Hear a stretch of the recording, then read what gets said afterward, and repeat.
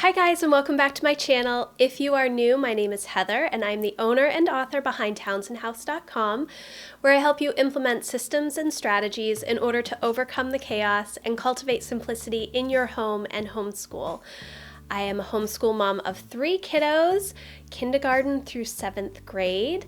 And today I'm really excited because I am going to be sharing the brand new academic planner from Erin Condren with you. I want to thank Tori and the team at Erin Condren for sending me this planner to review. I do not use an academic planner. However, my daughter, this will be her 2nd year using an academic planner for homeschool planning. Last year, she was in 6th grade and it was a learning experience for us. And I wanted her to start thinking about time management as we move into the upper middle grades for her homeschool.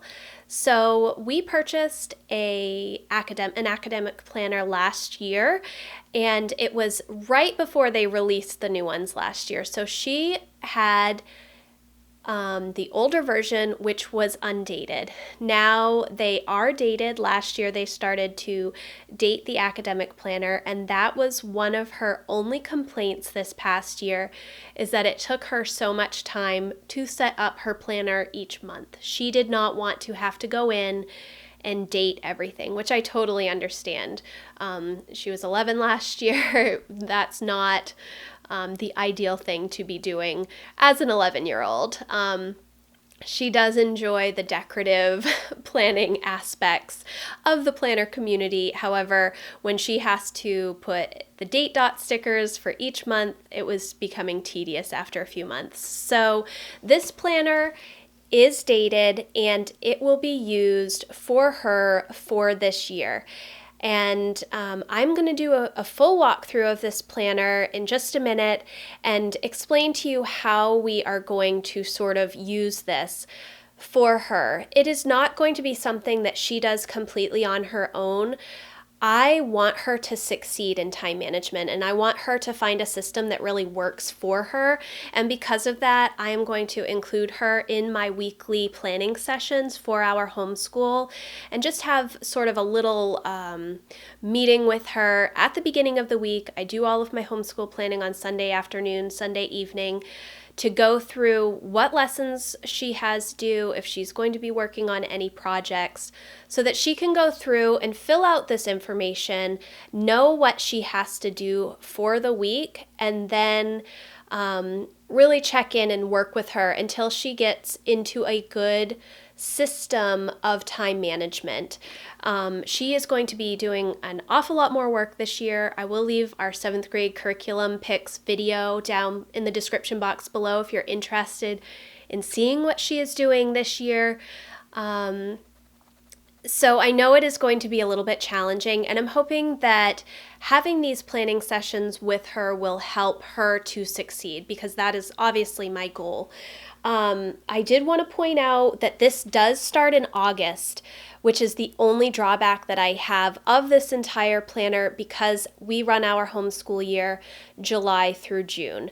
Technically, we do a 3-week mini session in July. It is not a whole lot of formal curriculum. We mainly do a math lesson a day and then a lot of interest-led learning and working on projects that they want to work on themselves. So I did give her the option of redating July 2021 and just starting at the end of the planner, but she did not want to do that. So we are going to be starting this planner in August. I think our first day of school is either going to be July 27th or August 3rd, so it will work fine. The weekly planning pages start with July 27th, so if we end up having that as our first day of school, it will be fine. We are year-round homeschoolers if you're trying to figure out why we're doing school in July. So now I'm going to turn the camera around and do a full walkthrough of the new 2020-2021 academic planner from Erin Condren. Here is the new academic planner. This, like I said, is for my daughter Emma, who would be going into 7th grade if she were in public school. We are homeschoolers, so she will be using this for homeschool management. Now, the last year she has also used an academic planner. However, it was an undated version. They were undated up until last year, and then last year they changed their academic planners to a dated version, and I happened to purchase one right before they released the new planners last year. So Emma has had an undated planner for this past year, which has worked out great. However, she was really excited to have something that was dated. I said this maybe in my unboxing video, but she thought that it was too much work for her to set up each month by putting the stickers on, and while she really liked the stickers, she did not want that extra work. So, which I understand, she's 12 years old, she does not want to spend a whole lot of time planning out her month. She mainly wants it for what work is due, projects that she has, etc. So, this planner is an academic planner. It starts in August and it goes through July 2021. This is a rose gold coil because that's what she wanted, so I got that for her. And then I got the "You Are Beautiful, Capable, and Worthy" cover. I just thought it was so pretty, and I had her name put on it. She hasn't really looked through this yet, so I'm excited to give it to her. And then it just says academic planner, name, and school. Obviously, she is homeschooled, so that is not a big thing. And then you move into the year at a glance monthly, these little mini monthly calendars, which I love. She is going to use this to track her school days and anything important that she has going on. I love that they have brought back this mid-century circle pattern. I know so many people love this pattern, and it is so pretty in this specific planner. I love that the font is pretty neutral, not too fancy. I really like that. Then the next tab is going to be the schedule tab. And so there is a lined page, then class schedule, and another lined page. Now, because we are homeschoolers, she does not need this page, and I'm actually really happy that this is a standalone page, and I think what I'm going to do is just have her tear this out because she will not need this for our homeschool because she does not take any classes outside of our home, so it's just not necessary. So then you have another lined page, and then you move into the monthly spreads. And so before the month, you have a lined page, and then the quote page with the beautiful mid-century circle pattern, and then it moves right into the month. And this is where she will keep all of her activities. Eventually we will have activities, I'm assuming, to go to again, tennis and any lessons that she has coming up, hopefully. So she will keep track of all of that stuff, plus any doctor's appointments, orthodontist appointments, all of that stuff can go in here, and she can keep track of her friends' birthdays as well. It's a starter planner to me. It's going to be a focus for us this year to work on time management because she is going into 7th grade. Last year we started working on it. This year she is going to be involved more with weekly meetings with me. I usually plan out our week on Sunday evening, Sunday afternoon, Sunday evening, and so I am also going to include her in that time. She's going to be a lot more independent this year, and so she will need a little bit of help getting her time set up so that she knows what needs to be accomplished, when it needs to be done by, and all of that stuff. So that is the purpose of this planner for us. Then you're going to move into this other projects and exams, goals, events, spread. This is really nice because last year and in previous years, the projects and exams was its own separate tab. I believe it was either right at the beginning of the planner or right at the end, but now it is incorporated right into the month, and I think that is incredibly helpful because especially for somebody who is in middle school age or high school age, you're not going to have to flip back and forth. You can have it exactly in the month that the project or exam is due, and that is really helpful. I like this idea of listing some goals and events and having some notes. We do set up goals at the beginning of the year, and Emma actually does have the Cultivate What Matters Girls Goal Planner now, so I think it'll be good for her to take any of the goals that she's working on in her Girls Goal Planner, if they are school related, and put them in here. If she wants to read a certain number of books, or if she has something that she's working on school related, she can put it in here and have some notes, some space for notes as well. And then this projects and exams page is going to be probably more projects. We don't really do a whole lot of exams in our homeschool. So this will be a place where she and I will meet at the beginning of the month and go through what she has coming over the next month, if she has projects to do, or if she has projects that she has decided that she wants to do. We do that a lot in our homeschool. If she has something she wants to do, the same for Jack and Lucy, and they're really interested in, they will take the reins, and this will be a place where we can sort of sit down and go through what exactly her end goal with that project is. So I'm really excited about having these pages right within the month.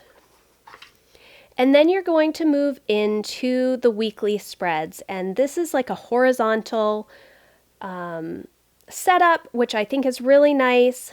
This to-do section is going to be a little difficult to use, I think. I think that this could be, if she were to write down the subjects that she has to do each day and then just uses that as a checklist, and then any more specific assignments here, and then over here would be any appointments or outside the home activities that she is going to do with times. I think that's probably how we will use this space. So like I said, this is going to be, if she's going someplace, this is going to be specific assignments that she needs to work on her own. We do a lot of family school subjects as well. And then just the subjects that she is required to do each day will be listed here, and then she can just check them off as she goes. There isn't a huge space for Saturday and Sunday, which is okay because she doesn't really plan anything on the weekends. If she has something that she wants to do, or if she's going to a friend's house or doing something, she could write it in here if she wanted. But the primary purpose of this planner is for homeschool management. That is my main reason for getting this planner. So this just will go, it will continue through every single week. They all look the same. There's just a little bit of the mid-century circle pattern up at the top with whatever color is for the month, because each month has a different color.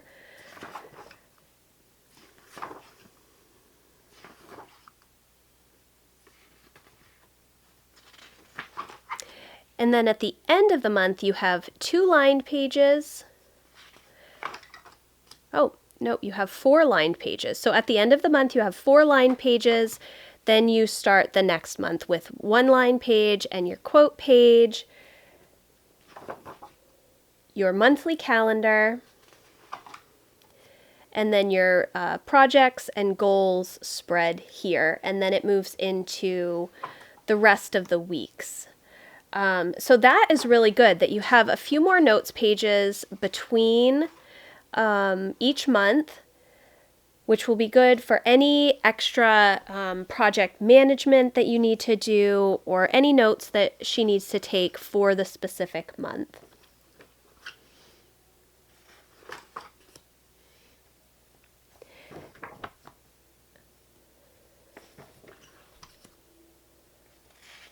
So that is how it's going to go for each month. the same way, and you'll see when there is a change in month. See, this is October and then November, so October's color is still up here, and then November's color is over here.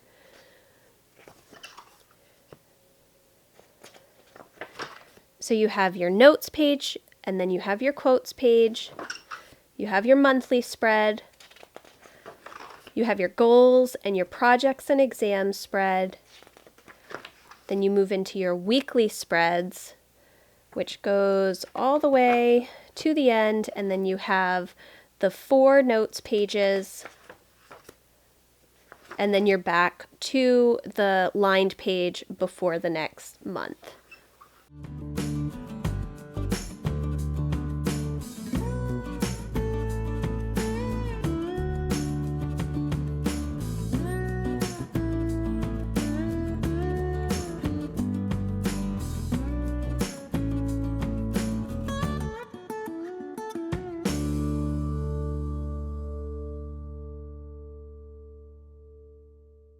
And then the last month in the planner is July, because this is an August through July planner. Now, the only problem that I have is that it is an August to July planner. All of the other planners that I have run July through June, and that is how we structure our homeschool year. We do an abbreviated July program. It is not super in-depth or anything like that. We take some vacation around the 4th of July anyways, but we will still do about 3 weeks of school in July. And because of that, I want to make sure that she has her planner to use so that we can start to figure out how she's going to use this. And then after these weekly spreads, there are 4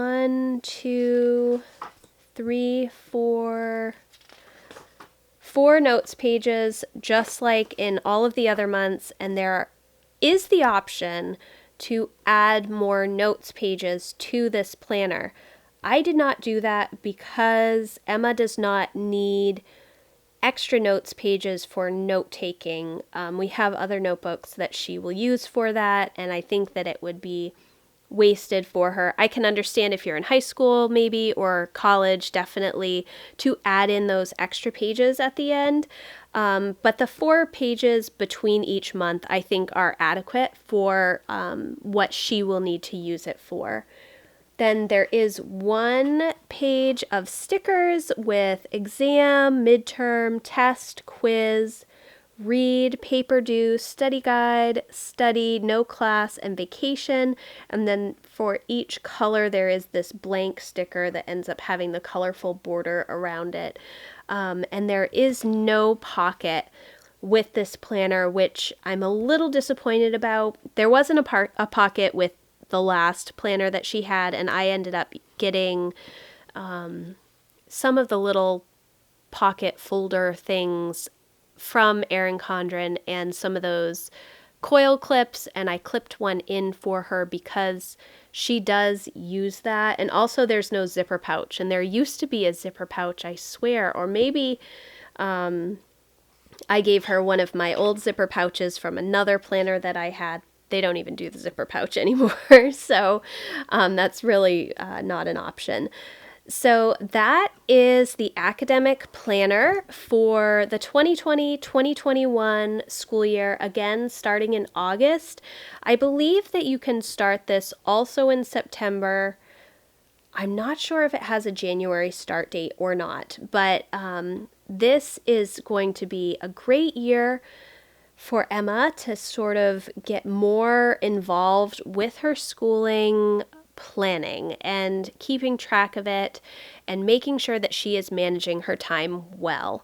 And that is our primary reason for using this. Yes, it is an expensive planner for somebody in 7th grade. However, I spend an awful lot of time planning out our homeschool, and we do have weekly meetings already. And so for me to include her in those weekly meetings, or in my weekly planning sessions, I don't think it's going to take that much time.